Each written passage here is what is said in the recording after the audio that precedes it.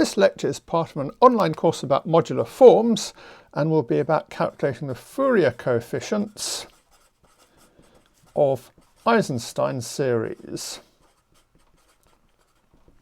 So just recall what this problem is.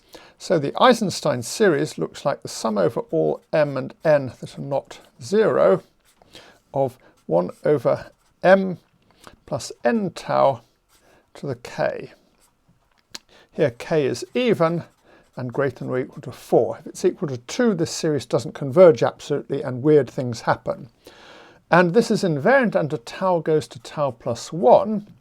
So we can write it as a function of q, which is equal to e to the 2 pi I tau. So it's equal to c0 plus c1q plus c2q squared and so on for some ci. And our problem is going to be calculate these numbers here.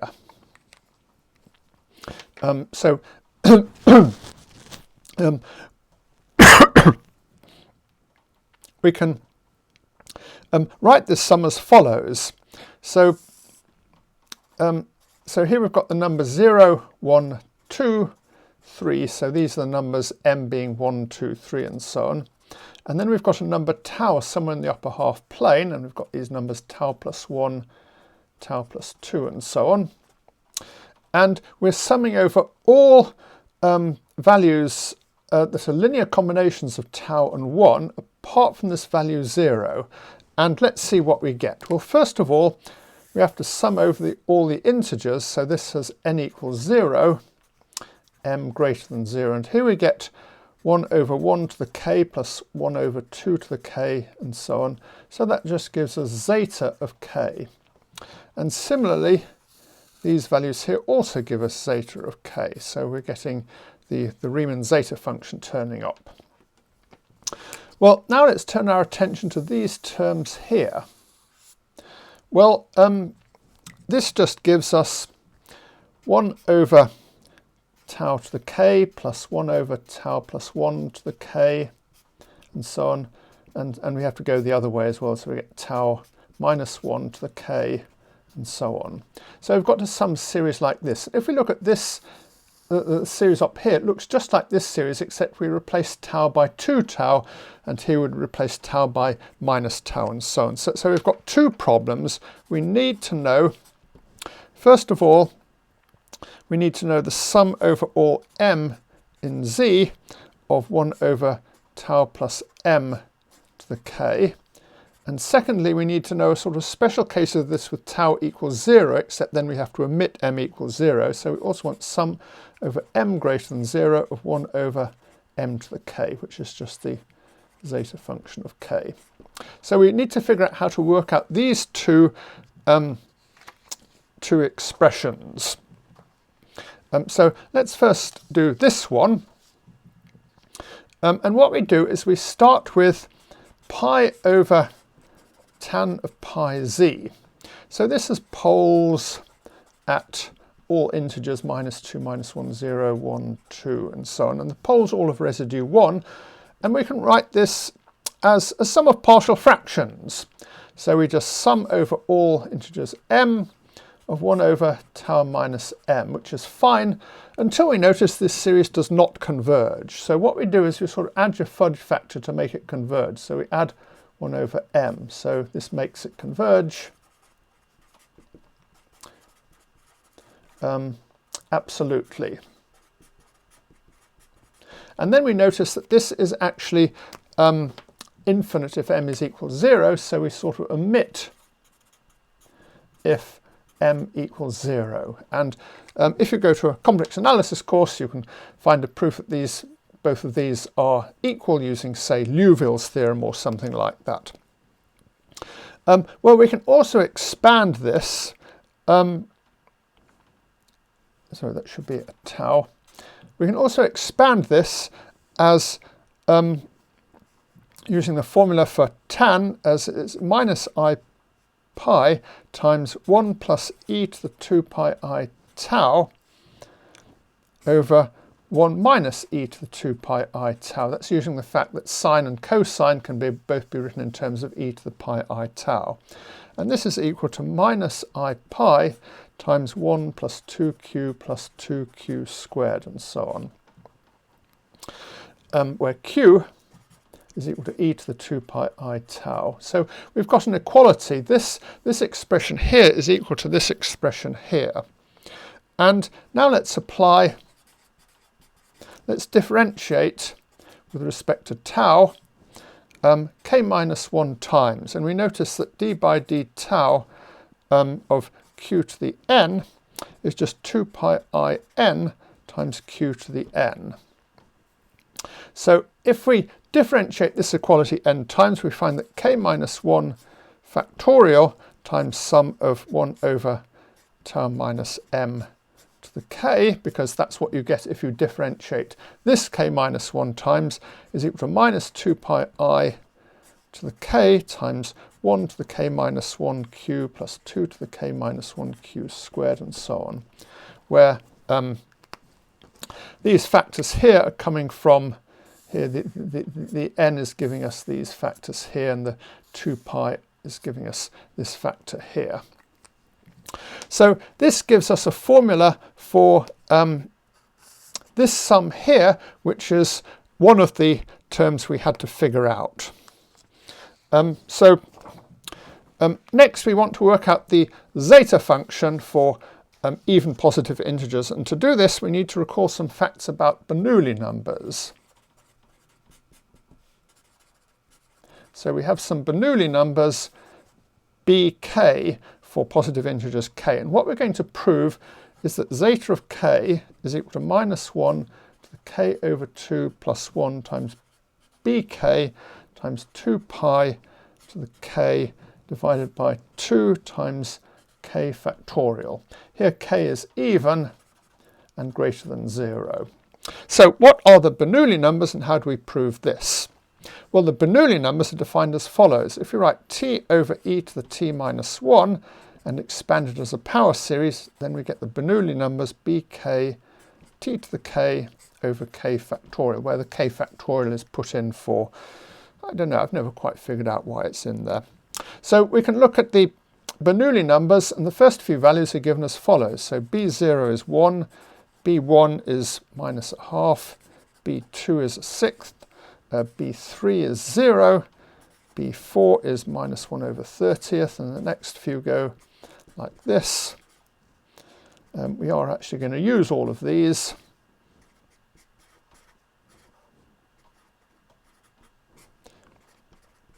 So this is b6, b8, b10 and b12. The sign of this is a little bit controversial. So some people say b1 should be plus a half and use a slightly different definition of Bernoulli numbers, and other people miss it out entirely and define b1 to be this and b2 to be this and b3 to be this and so on. So you have to be aware that conventions for Bernoulli numbers vary a little bit, but most people, at least in modular form, seem to use this convention. By the way, notice this number 691. The 691 is a sort of signature of Bernoulli numbers. Whenever you see the number 691 appear anywhere, there's probably a Bernoulli number hiding around there. The other thing you notice is that a lot of the Bernoulli numbers vanish. And that follows because t over e to the t minus 1 plus t over 2, which is t over 2 times e to the t plus 1 over e to the t minus 1, is odd. Sorry, it's not odd, it's even. So all the odd coefficients vanish. And now we can use this to work out the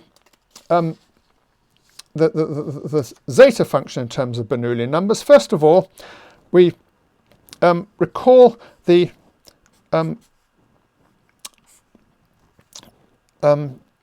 partial fraction decomposition of pi over tan pi tau, and this is equal to pi times sine pi tau over cosine pi tau. So we can write this as e to the I tau plus e to the minus I tau divided by e to the I tau minus e to the minus I tau times 2 pi I. And now you notice this is looking very much like the expression we had for Bernoulli numbers up to a few factors of I and so on. So what we see is the coefficients are something to do with bk times tau to the k minus 1. They're not, the coefficients aren't exactly this, but they're this times some fairly simple rational numbers that I'm not going to bother with for the moment. On the other hand, we've got the partial fraction decomposition of this as sum of 1 over tau minus m plus 1 over m. And now, if we expand this out as a power series in tau, it's minus tau over m squared minus tau squared over m cubed minus tau cubed over m to the 4, and so on. So in other words, the coefficient of tau to the k minus 1, here provided k is even, is something to do with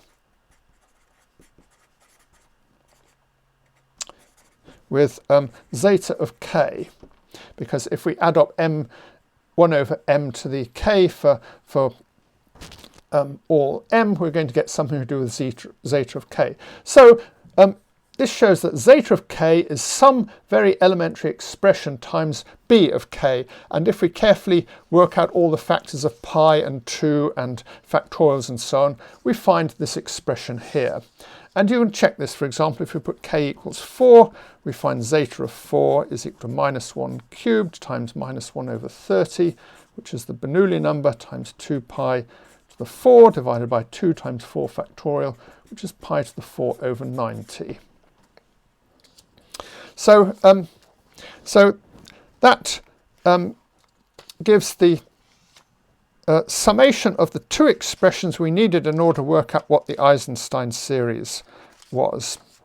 Now we can just put everything together, and what we do is we find the sum over mn not equal 0, 0 of 1 over m plus n tau to the k, where k is even, greater than or equal to 4, is equal to 2 zeta of k plus 2 times 2 pi I to the k over k minus 1 factorial times sum over n greater than or equal to 1 of sum over d greater than or equal to 1 of d to the k minus 1 times q to the n d.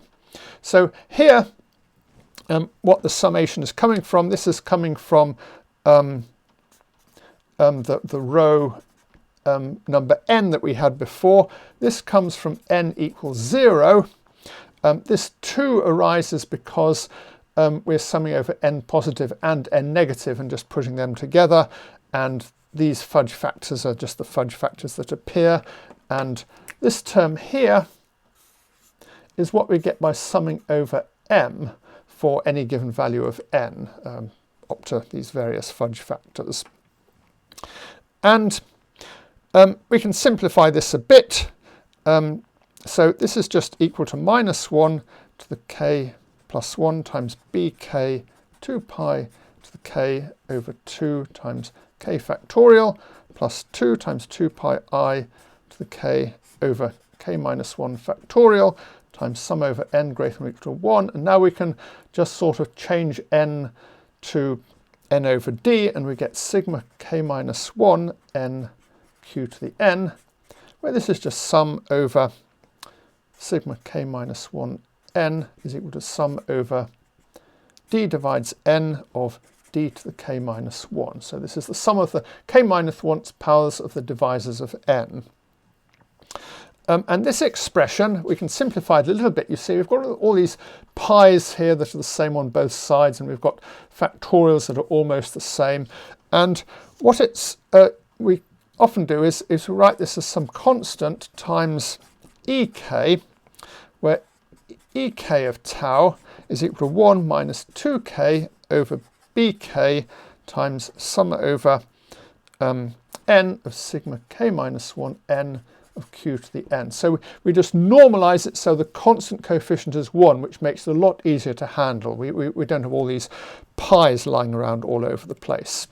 So we just recall that this is the Eisenstein series, and it's a modular form, so ek of a tau plus b over c tau plus d is equal to c tau plus d to the of k ek of tau.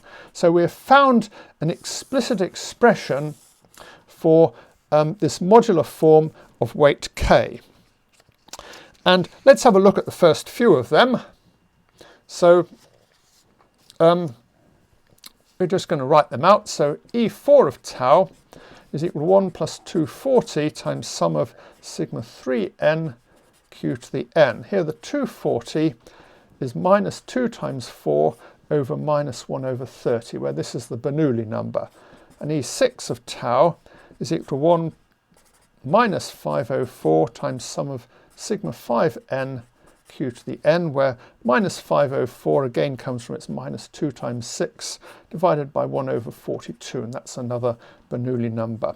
And the others are kind of similar. We get E8 is equal to 1 plus 480, sum of sigma 7n q to the n. E10 of tau is equal to 1 minus 262, sum of sigma 9n q to the n. I'm going to use all these, by the way. I'm not just writing them all out to be waste time. And this is going to be 1 plus 65520 over 691, sum of sigma 11n q to the n. And again, I point out we've got this 691. You see, all these are integers until suddenly we get to E12, and E12 has a denominator of 691, and this causes 691 to keep turning up all over the place in number theory. By the way, you may say, why don't we write E2 of tau equals 1 minus 24 times sum of sigma 1n q to the n. So this would be what we get from the previous formula, and our formula seems to work just fine for k equals 2.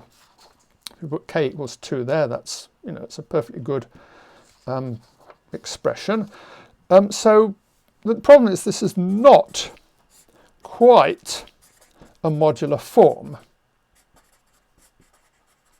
That if we change tau to minus 1 over tau, we don't quite get tau squared times this function here. The reason that this doesn't work is the series for the Eisenstein series doesn't actually converge absolutely for weight k equals 2.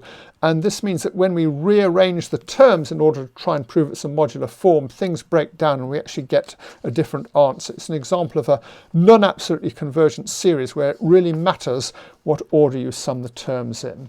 However, E2 of tau does turn out to be almost a modular form, and we'll see it turn up later. So now that we've got a lot of modular forms, let's find a modular function, which is a modular form of weight 0, and we can just take a weight k form divided by a weight k form. And this will give us a form of weight 0, which will be a modular function. So all we have to do is to take two forms of the same weight and divide them. Well, that's really easy. We've got a form E4 of weight 4, so we square it and get a form of weight 8, and we divide it by E8, and this will be a modular function. And let's see what it looks like. Well, we get 1 plus 240q plus 2160q squared and so on, and we have to divide it by, we have to square this and divide it by 1 plus 480q plus 61920q squared and so on, where this comes from 480 times 1 plus 2 to the 7 and so on.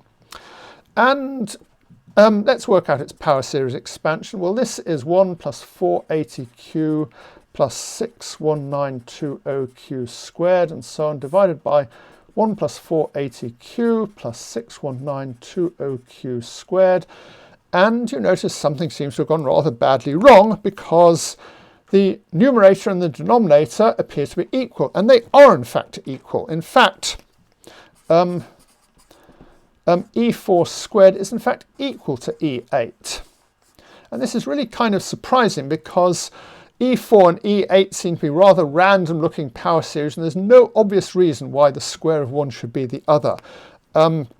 In order for these to be equal, you need a lot of rather freaky coincidences going on between sigma 3 of n and sigma 7 of n. For example, 240 plus 240 times sigma 3, 2 plus 240 must equal 480 times sigma 7 of 2, and there are even weirder and more complicated relations when you replace 2 by higher numbers. So this is really very odd if you don't know about modular forms. Okay, well, no problem. So E4 squared didn't work. Let's try E4 E6 over E10.